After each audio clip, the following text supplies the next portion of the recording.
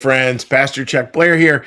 Great to have you joining us here this morning. And this morning is one that is a real world real world issue, and one that will hopefully we can smile our way through. And it's answering this question: what can we do about the mean people in our lives? What can we do about the mean people in our lives? Now we all have that, right? We all have people in our experience who are just plain hard to get along with, and who, if we were to capture a word, it might be the word mean. Yeah, they're just plain mean.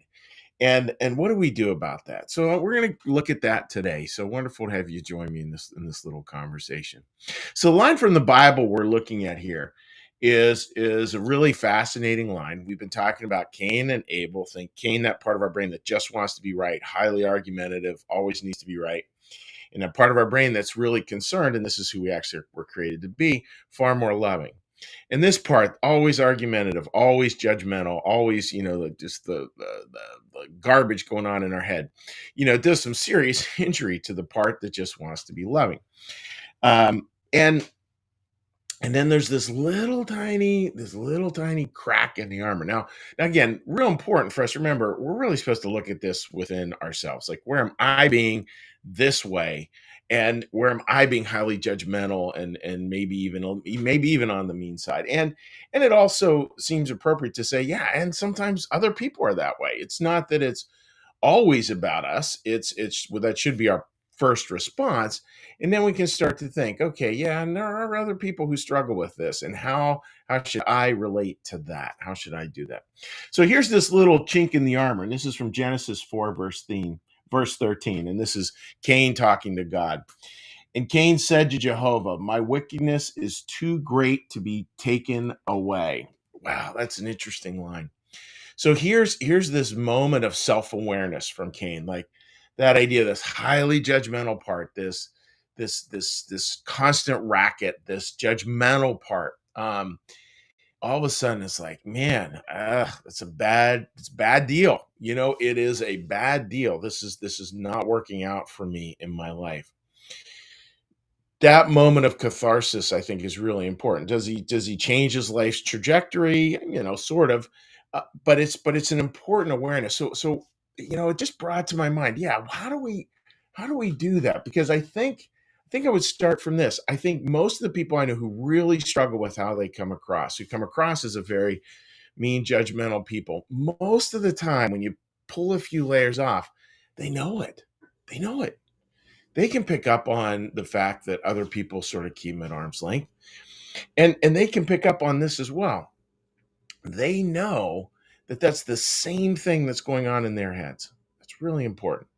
They know that it's the exact same stuff that's going on in their heads. So whatever's getting projected out also is getting projected in for most people. I mean, I'm sure there's somewhere it just goes all out.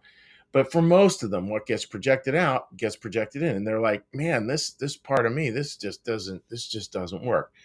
Now, can they actually do something about that? Some of the time, yes. Some of the time, no. Some of the time, it's just too ingrained, a habit. Sometimes, and it's the same with all of us, right? Too ingrained a habit. We in our mind mistakenly believe we have too much to lose by backing off, by softening. Um, but all that is really part of life, right? All that is just part of life. So what can we do? What can we do here? Like, because we're all going to experience that meanness of sorts. And there's a couple of things. I was thinking three. Number one, don't feed it. I know for me, and I can fall into this really easily, and I can definitely can promote this. Is if I'm in a bad way or someone else is in a bad way, it's easy to join them in a bad way. you know, if they're complaining, if they're angry, if they're upset, it's very easy to join them and sort of just keep on throwing wood on the fire. And that's no good. So number one, don't join them in that racket. Find a different way to connect. One way to connect, and I love this. I was reading Rabbi Jonathan Sachs this morning, who's just a brilliant theologian, and he said in the Jewish tradition, which I loved this idea, he said, loving your enemy means doing something for your enemy. That's kind of interesting, right? Loving your enemy means doing something for your enemy. That's an idea too. What is there something you could do for them that would be nice? Again, and know that a fair amount of the time they may look at it as like you're trying to manipulate them, whatever. But just that those little nice things make a difference. I mean, just this morning I was thinking about that great movie where the Winter Warlock. Some of you will put it on the comment, I'm sure, where the Winter Warlock gets given a little choo choo and his heart melts and all his magic goes away, but he's happy now because somebody finally gave him a gift for Christmas. I think that's what Jonathan Sachs is talking about. It's one thing to say like, "Oh, I love my enemy," but the question is, can you actually do something for your enemy? Can you help them in a way? And then there's this one, and I've mentioned this a fair amount preaching, but I think it always deserves repetition because it's so powerful. Which is for some people we just can't be around that. It just is too much. It overwhelms. It incapacitates us. It brings us down. We need to be really aware of that. If the energy is just totally depleting and energy is going totally out, we just need to be aware of that, right? And sometimes in those situations where we know we can't join them in that garbage, and number two, we know there isn't necessarily anything we could do for them because it's just at that point in the relationship. What might be a third option? Well, a third option is just to very prayerfully think of this difference. And I'm totally ripping this off from another author, but I loved it. They said this is Serene Jones, by the way, is the author. She said, sometimes while we can't love other people, we can send our love to other people. Can't love other people, we can send our love to other people. She's in the context. Was raised by a mother who was extremely mean and did lots of damaging things to her and her family and her it just was bad. I mean, the book, she writes a great book about it, but it's hard stuff. And she got really clear that there was never going to be this. She was always yearning for like this big moment and cue the Hallmark movie and cue the lights, and it would be this beautiful moment of reconnection. It never really was. But what you got clear and to say, oh, okay, so I can't love my mom the way I might like to love my mom, but what I can do is I can send my love to my mom. That's really interesting. And I think that's the Swedenborgian concept of why goodwill is so central to our spiritual lives. You always get to choose goodwill. Always, 100% of the time, you get to choose goodwill. You get to choose to just hold other people with goodwill. Doesn't mean, you're not upset. Doesn't mean you're not angry at them at times. Doesn't mean you're not going to have to distance yourself. But can you still come from that basic goodwill? Like, I am just going to wish you well. Every day, I'm just going to wish you well. So there's a thought, folks, and so just hold on to that for today. Like what do you do? Again, remember, they probably know, just like Cain in the story, they probably know every bit as much as you do that they struggle with acidic behavior. We'll just leave it at that. And what are the options we have there? Well, don't join them in it. Number two is think if there's something you can do for them that would somehow make a difference. Loving's doing. And if you just can't, just as best you can, very gently and softly and prayerfully send your love to them. Don't send them a nasty gram back saying, I'm just sending my love to you from now on. But just, in your heart, like sit in that goodwill place, because I think in a bigger sort of karmic sense, that really does matter. So that's my thought for today, folks. I hope that makes sense as you go into the weekend. And yeah, and we'll wishing you a really great weekend. And yeah, we'll see you on, hopefully on Sunday.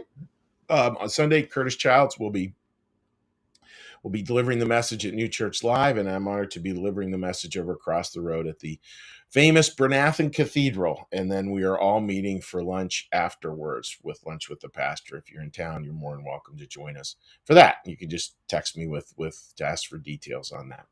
So with that, friends, let's get a little meditation, a little prayer, and a little blessing, and then say hi to folks on social media. So let's first off get a little breath.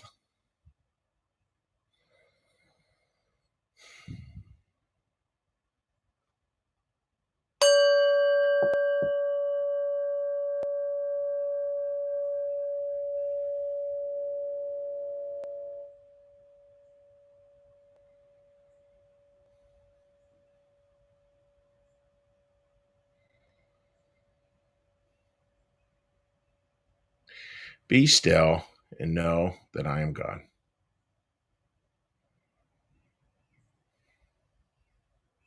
Be still and know that I am.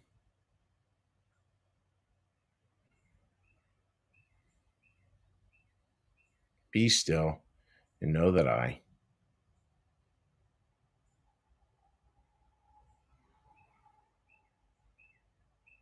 Be still and know that. Be still and know.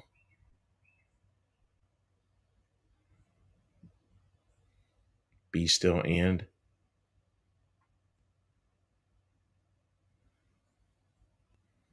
Be still.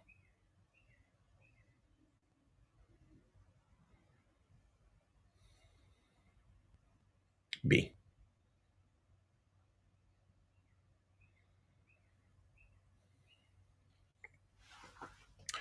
Our Father, who art in the heavens, hallowed be thy name. Thy kingdom come, thy will be done, as in heaven, so upon the earth. Give us this day our daily bread, and forgive us our debts, as we also forgive our debtors. And lead us not into temptation, but deliver us from evil. For thine is the kingdom, and the power, and the glory forever. Amen. May the Lord bless you and keep you. May the Lord make his face to shine upon you and be gracious unto you. May the Lord lift up his countenance upon you, bring you peace, bring you home. Amen. All right, friends, let's get a little cheery hello here on social media again. And for any of you joining us for the first time, you're more than welcome to leave comments on any of our social media platforms. And hopefully, if I get dinged on them, I will be able to answer you right back. All right. Oh, sorry about that. All right. So it's a little cheery hello to people here. Brid, great to see you. Hello to you, my friend. And by the way, I was talking to our other Irish friends yesterday. Was having a chat with them online, which was super fun. And great to see you and that wonderful husband of yours. Hope you're doing well, my dear friend.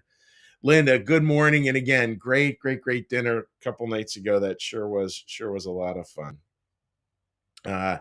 Patricia, good morning to you and hope you're doing well. Gene writes, good morning from the lake. Hope you have a great 4th of July. And I hope that's Lake Wampapack. I assume that's Lake Wampapack, June. Gene, sorry, really enjoy the lake a great deal. Cherry writes, good morning. Wishing July will be a good month for all. Amen to that, Cherry. And it sounds like it is on the mend, right? Marcus, good morning to you, buddy. I hope you're doing well. Sherry, good morning. And I love that picture of that painting you put up on Facebook yesterday. That looked terrific. Linda says, good message. Thanks, Linda. It's one to think about a lot. Like that whole, I can send my love to them. Like that's something, right? Because we just don't want to get into the game of I'm going to withdraw love. Like that, be careful there. That's a slippery slope, I think. Paige, good morning to you. Lee writes, I heard today you can rewrite the story in your head. Maybe the person who cut you off is on the way to the hospital or afraid they are late, they will be fired. The truth doesn't matter. Yeah, you know what? It's so true. Like it's just fascinating for me to watch how many times, and I feel like I've had to learn this lesson a million times, right? I think they're being this way because and oftentimes it's my own narrative, it's my own ego like writing this crazy story about them where I get to be the hero and the victim all at the same time. That's known as martyrdom, when you get to be the hero and victim at the same time, and they're all the problem, and that's nutty. Like how unhealthy is that, right? Craziness. We need to move out of that space. Linda, and I join you with this. Have a great holiday weekend, everyone. And I would totally agree. And closing up with Susan here. Good morning. Happy Friday. And totally would agree with that as well. So, folks, God bless. Wishing you all the best. Have a great day. Have a safe 4th of July weekend. We will not, because the 4th is on Monday. I will not actually be online on Monday. So, wishing you folks all the best. Have a great and safe weekend. And we'll see you next week. Bye-bye.